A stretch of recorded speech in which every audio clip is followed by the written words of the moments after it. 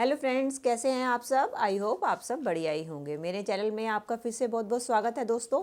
आज मैं आपके लिए फिर ऐसी टिप्स लेकर आ गई हूं जो कि आपके काम को तो आसान बनाती है, साथ ही साथ आपके समय और पैसे की भी बचत करती है। चलिए देर न करते हुए वीडियो को शुरू करते हैं।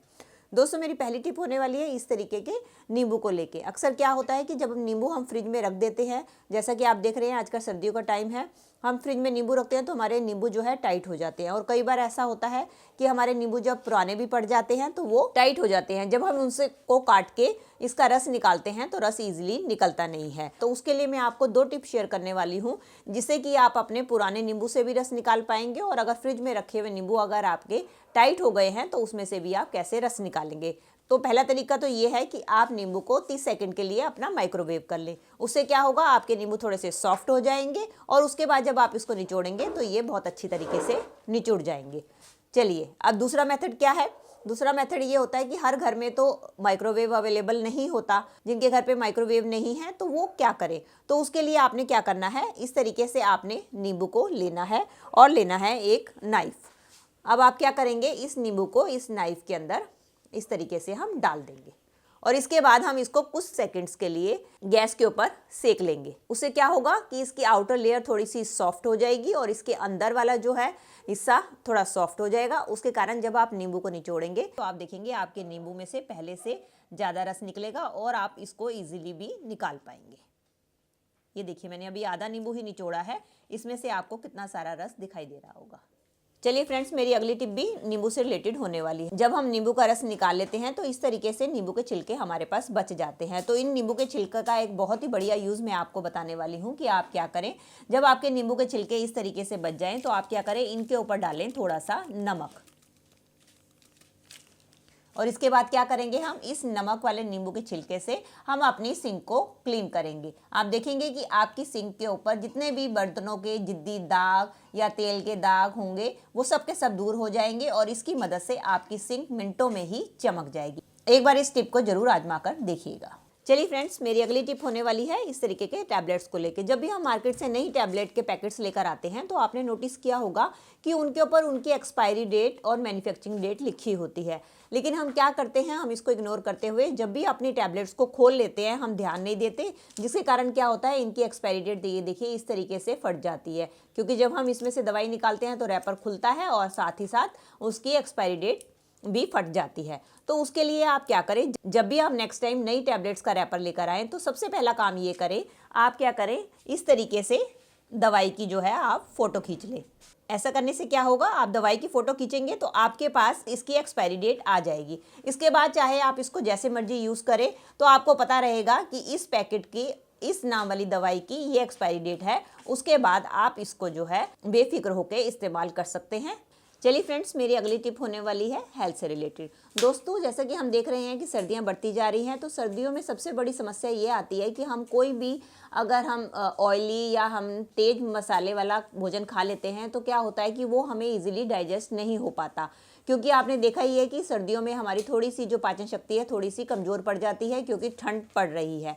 इसलिए क्या होता है, हमें कभी एसिडिटी की समस्या होती है तो कभी गैस की हो जाती है। तो अगर आपको भी एसिडिटी की समस्या हो जाती है तो उसके लिए सबसे आसान उपाय ये है कि आप लें ठंडा दूध। जी हाँ, ठंडा दूध आपको फ्रिज से निकाला हुआ दूध नहीं लेना है। ठंडा दूध का मीन्स होता है कि आपको नॉर्मल टेम्परेचर वाला दूध लेना है, जो कि ना ठंडा हो, इतना नॉर्मल हो कि जिसको आप इजीली पी सकें और जो कि आपको ज़्यादा ठंडा ना लगे। तो वो आप क्या करें, आप ठंडा दूध पिएं। तो उससे क्या होगा, आप नोट करेंगे कि आपको जो एसिडिटी की समस्या है वो काफ़ी हद तक जो है कंट्रोल हो जाएगी। चलिए फ्रेंड्स, मेरा अगला हैक होने वाला है इस तरीके के साबुन की टिक्की को लेके। जब भी हम मार्केट से नई साबुन की टिक्की लेकर आते हैं और जब हम उसको इस्तेमाल करते हैं तो आपने नोटिस किया होगा कि ये हमारी टिक्की थोड़ी सी गीली हो जाती है, और गीली होने के बाद जो है कई बार हमारे हाथ से फिसल कर या बच्चों के हाथ से ही फिसल कर नीचे गिर जाती है और हमारी टिक्की जो है बार बार ख़राब हो जाती है। तो उसके लिए बहुत ही आसान टिप मैं लेकर आई हूँ कि नेक्स्ट टाइम से आपको ऐसी दिक्कत ना हो। तो उसके लिए आप क्या लें, उसके लिए आप लें 2 रबड़ बैंड। आपने क्या करना है, इसके ऊपर जो है आपने रबड़ बैंड को चढ़ा देना है। ये देखिए, जैसे कि मैंने रबड़ बैंड चढ़ाई है, इस तरीके से आप रबड़ बैंड चढ़ा दें। इसके बाद जब आप हैंड वॉश करेंगे या आप नहाने भी जाती हैं तो भी अगर आप साबुन का इस्तेमाल करेंगी तो आप नोटिस करेंगी कि ये जो इसकी हमने जो रबड़ बैंड चढ़ाई है उसके कारण इसके अंदर एक ग्रिप बन जाएगी, जिसके कारण ये आपके हाथ से फिसलेगी भी नहीं। और इसका फ़ायदा ये होगा कि जब आप साबुन को कहीं भी रखेंगी तो आपका साबुन भी गलेगा नहीं। चलिए फ्रेंड्स, मेरी अगली टिप भी सोप से रिलेटेड होने वाली है। जब हम इस पैकेट्स में से सोप निकाल लेते हैं तो हम इनके पैकेट्स को ज़्यादातर फेंक देते हैं। तो आप इन पैकेट्स को बिल्कुल भी ना फेंकें। इसके वैसे कई यूजेस हैं जो कि मैंने अपनी वीडियोस में बताया हुआ है। अगर आपने नहीं देखे हैं तो आप जाके चेकआउट कर सकते हैं। तो एक और टिप मैं आपको इसके साथ शेयर करने वाली हूँ कि जब भी आप इसके पैकेट्स को फेंकें तो उससे पहले एक आप काम करें कि इसका जो अंदर वाला हिस्सा होता है, आप इसके ये जो अंदर वाला हिस्सा है इसको निकाल लें और इसको वेस्ट समझकर कभी भी ना फेंकें, क्योंकि ये हमारे लिए काफ़ी यूज़फुल हो सकता है। तो इसका इस्तेमाल आप कैसे कर सकते हैं?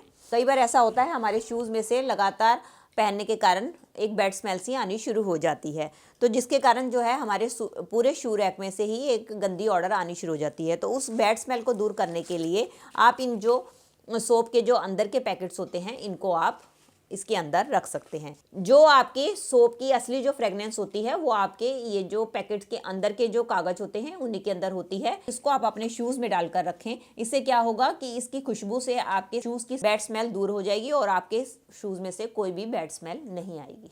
चलिए फ्रेंड्स, मेरी अगली टिप होने वाली है हरी मिर्ची को लेके। जब भी हम हरी मिर्ची को कट करते हैं तो आपने नोटिस किया होगा कि हमारे हाथों में एक टाइप की ईचिंग होनी शुरू हो जाती है। वो तब होता है क्योंकि हम जब हरी मिर्ची को पकड़ते हैं उसके कारण हरी मिर्ची हमारे हाथों को लगती है और हमारे हाथों में ईचिंग होने लग जाती है। तो उससे बचने के लिए मैं आपके लिए बहुत ही आसान टिप लेकर आई हूँ, जिसके जरिए आपको कुछ नहीं करना पड़ेगा और आपके हाथों में भी ईचिंग नहीं होगी। जब भी आपने हरी मिर्ची को कट करनी है तो आपने क्या करना है, हरी मिर्ची को आपने यहाँ से ना पकड़ के आपने हरी मिर्ची को पीछे की साइड से पकड़ना है। और इसके बाद हम अगर मिर्ची को कट करेंगे तो आप देखेंगे कि आपके हाथों को मिर्ची जो है छुएगी नहीं, क्योंकि आपने इसके स्टेम पार्ट को पकड़ा हुआ है। इसका फ़ायदा ये होगा कि आपके हाथों में किसी भी टाइप की कोई भी ईचिंग नहीं होगी और इसकी मदद से आप आसानी से मिर्ची को भी कट पाएंगे। मैंने तो एक मिर्ची काटी है, इस तरीके से आप 4-5 मिर्ची पकड़कर भी इकट्ठी काट सकते हैं। यदि दोस्तों मेरी आज की वीडियो आई होप आपके लिए यूज़फुल रही होगी। अगर दोस्तों आपको वीडियो ज़रा सी भी अच्छी लगी है तो प्लीज़ इसके लाइक, शेयर और कमेंट कीजिएगा और बेल आइकन के साथ मेरे चैनल को भी सब्सक्राइब कर लीजिएगा। चलिए मिलती हूँ नई वीडियो के साथ। Till then take care and bye bye.